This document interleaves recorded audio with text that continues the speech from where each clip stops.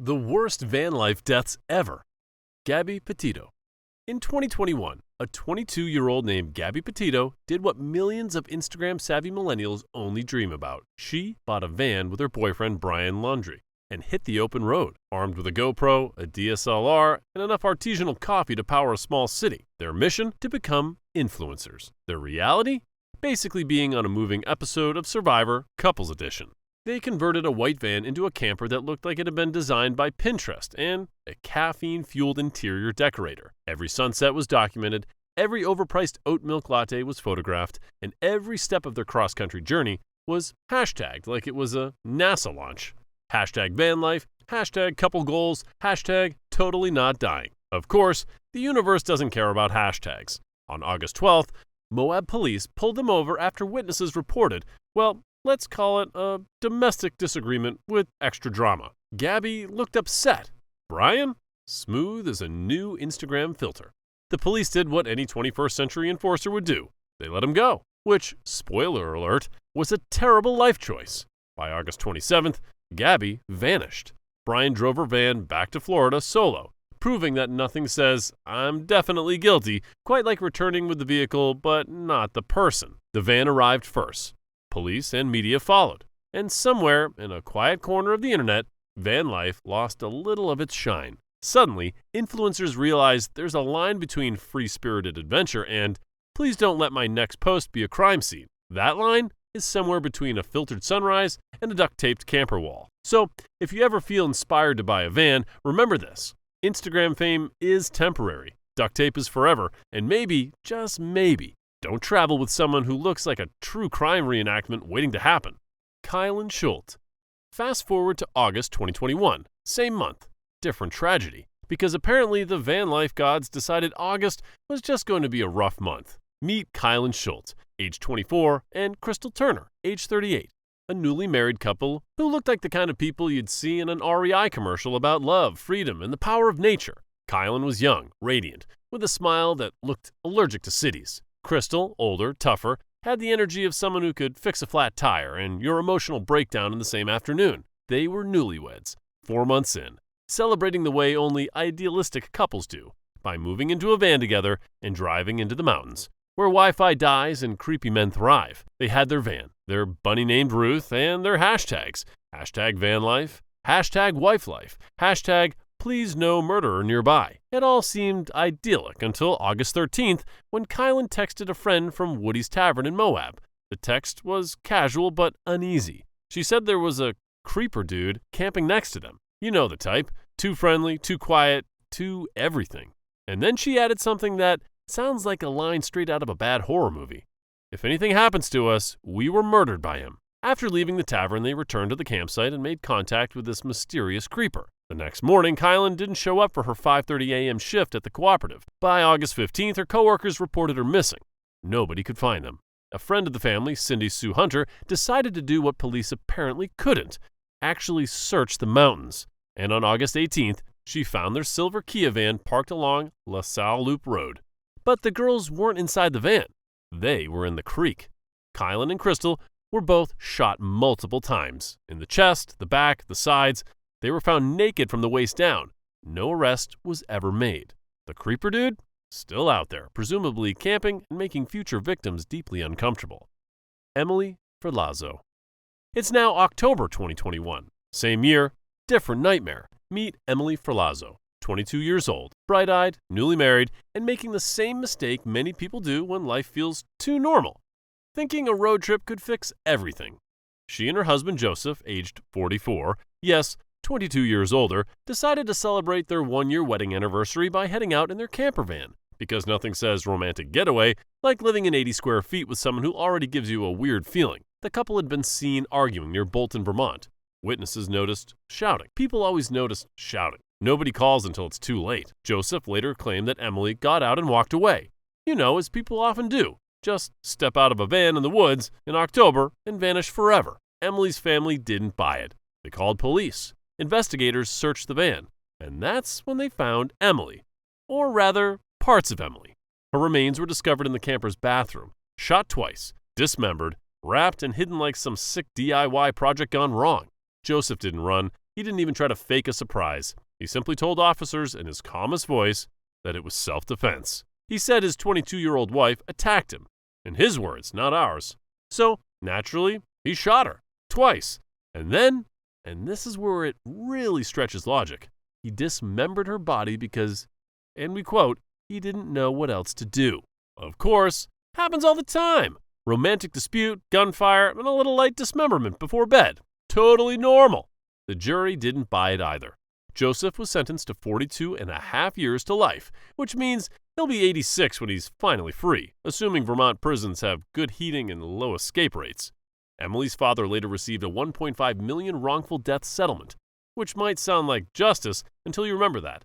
These days, a decently converted van can cost nearly that much. The Detroit children. This one's different. This one's less serial killer and more, oh my God, nobody thought about basic physics? February 2025. Detroit. A family living in a van because housing in America is apparently impossible. 7 people, 5 children and 2 adults, packed into a single van in a casino parking garage. On February 10th, 2 of those children died. Darnell Curry Jr., who was 9 years old, and his little sister, Amelia Curry, who was only 2. Police initially thought they froze to death. It was February. It was freezing. The van had no heat. Seems logical, right? Except that's not what happened. The medical examiner ran the autopsies. Carbon monoxide poisoning. The van's exhaust system was damaged. The window was cracked and sealed with duct tape, a desperate attempt to keep the cold out, which accidentally trapped the poison in. Carbon monoxide is heavier than air. It settles low, exactly where the small children sleep. So, while the adults rested above, the kids inhaled it all night long. By morning, they were gone. And here's the part that really hurts. Their mother had called the city months earlier, November 25th to be exact, begging for help. Her temporary housing was ending. She told them she had nowhere to go. Nobody followed up. 1 call, 1 check-in, 1 visit. That's all it would have taken. But bureaucracy is allergic to urgency, so when that van filled with carbon monoxide, there was no one to stop it. No heater, no home, no second chance. The city called it a tragedy. The news called it a wake-up call. But the truth? It was just neglect with better PR. This wasn't van life gone wrong. This was the American housing crisis playing dress-up as one. People think of van life and imagine influencers drinking matcha by the ocean. But in Detroit that winter, it was a mother trying to keep her babies warm with a broken exhaust pipe. Freedom's only beautiful when it's a choice. Anatolijis Grisakovs. By early 2024, even England got in on the van life trend, though in King's Lynn, it looked a lot less like Instagram freedom and a lot more like permanent camping behind a factory. Meet Anatolijis Grisakovs, age 62, Latvian-born, quiet, lonely, the kind of man people describe as harmless, which is usually code for we never really paid attention to him. He worked odd jobs around the estate. A coworker, Andes Joda, decided to help him out, offered him an abandoned caravan to sleep in. Nice gesture. Tragic outcome. Anatolijis moved in. He stayed there for 2 years. No plumbing, no electricity, just solitude, cigarettes, and the occasional diesel heater to keep the frostbite away. Now, diesel heaters are simple machines. You pour in fuel, press a button, and hope science does the rest, but only if they're installed correctly. Whoever installed Anatolijis' heater didn't get that memo. The exhaust pipe wasn't venting outwards. It was venting inwards, slowly, invisibly filling the caravan with carbon monoxide. You can guess where this is going. On February 24th, 2024, Yoda saw Anatolijis wandering around looking tipsy. Nobody thought much of it. The next day, Yoda didn't see him at all. He went to check. The caravan door was locked. He pried it open with a screwdriver. Anatolijis was lying inside, dead. Carbon monoxide poisoning. The Norfolk coroner ruled it accidental. She said the caravan was in poor condition and was heated in an unsafe manner, which is basically the most British way of saying, yeah, this guy died from a poorly installed heater. Lee MacMillan. On March 26, 2021, Lee MacMillan, a 28-year-old Canadian girl, was living in her van in Santa Barbara, California. She was living the dream, or at least the one that plays well with filters. She and her ex, Max Bidstrup, had been on the road since 2016 with their dog, Oxy. 16 countries, 500,000 YouTube subscribers, 70,000 Instagram followers, a van that was more famous than most small-town mayors.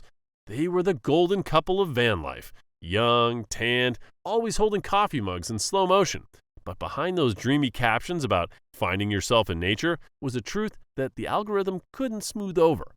Lee was battling depression, the kind that doesn't care how pretty your sunset looks. She'd said proudly that this was the first vehicle she'd ever owned by herself, a little victory that felt huge. And then, without warning, that pride turned into something darker. When Lee and Max split in early 2020, she started her own channel, Life with Lee. New start, new van, new boyfriend, even new hobbies, golf, cycling, being okay again. Everything looked brighter, but depression is an expert at camouflage. It wears a smile so convincing that even the person wearing it can't tell it's fake. March 26, 2021, Lee went missing. A few days later, a post appeared on her Instagram, not from her, but from her family. After living an extraordinary life and fighting a brave battle with depression, our hearts are shattered to share that Lee took her own life on Friday. Just like that. All those joyful travel clips, those laughing videos with Oxy, those sunlit selfies, felt like a countdown nobody saw. Her boyfriend at the time, Jordan Chu, wrote that every day with her was an adventure. Her ex Max said she was the best person he'd ever met, that he never stopped loving her. It's strange how love can be everywhere except in the one place it's needed the most. Lee had help, family, friends, therapy, the full human safety net, and still she slipped through the holes. When she passed, the van life community froze. All those bright thumbnails and perfect hashtags suddenly felt like ghosts. Everyone realized that living free sometimes meant running from something invisible. A GoFundMe for mental health awareness raised $70,000 in 24 hours. People who never met Lee gave money because deep down they recognized her exhaustion. Joshua Maddow. On November 24, 2015, Woodland Park, Colorado, Joshua Maddow, an 18-year-old, disappeared suddenly. He was the type of person that looked like he might play acoustic guitar by a campfire and tell you the meaning of life before vanishing into the woods. Josh liked living on the road. He camped out, traveled, disappeared for days at a time. He was last seen near an old abandoned cabin on Lark Lane, a cabin that had been empty for years, owned by a man named Chuck Murphy, who apparently collected real estate like some people collect regrets. And then Josh vanished. Completely. For 7 years. Nobody knew where he went. He didn't run away with a new name. He didn't send a postcard. He was just gone. By the time 2023 rolled around, his family had stopped hoping and started assuming. Then, one October morning, Chuck Murphy finally decided to demolish that old cabin. After 8 years of rotting wood and bad vibes, it was time to tear it down. And that's when the crew found it. Something inside the chimney. A body, mummified, folded up inside the chimney like someone had tried to become an origami. Just a t-shirt, legs stuck above the head. Dental records confirmed it was Joshua Maddux. He had been there all along, less than a mile from his own home. His family had searched the woods endlessly, not realizing he was stuck inside a chimney practically next door. The coroner ruled it an accident. They said Josh might have been trying to break in and got stuck. Because, yes, when most people break into houses, they start with a chimney. Who does that? Santa Claus? Josh wasn't known for his burglary. He was known for wandering. And yet somehow authorities imagined an 18-year-old thought, yeah, let's climb headfirst into a narrow, sooty death tube. That's the move. Josh's family wasn't buying it. Neither was Chuck Murphy, the cabin owner. Then came whispers of a man named Andy, a violent drifter who knew Josh. Andy had a history. He had allegedly killed someone in New Mexico. But by the time Josh's body was found, Andy was in prison for another crime. Convenient, right? Too convenient. Authorities didn't dig deeper. They didn't want to. Accident is clean. It doesn't make people ask questions. It doesn't require paperwork. And so, the file closed. No clear evidence of trauma, no bullet holes, no knife wounds, just a kid who vanished and somehow ended up a human chimney decoration. The truth is, nobody knows what really happened to Josh. Maybe it was an accident. Maybe someone put him there. Maybe he tried to hide. Maybe the woods swallowed one more soul who wanted too much freedom. Which one of these van life tragedies shocked you the most? Drop your thoughts in the comments, and don't forget to like this video and subscribe for more stories like these. See you in the next video.